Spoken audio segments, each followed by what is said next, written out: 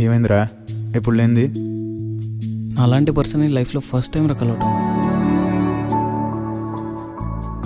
సత్య వెళ్తుంటే నాకు నేను దూరం అయినట్టుంది.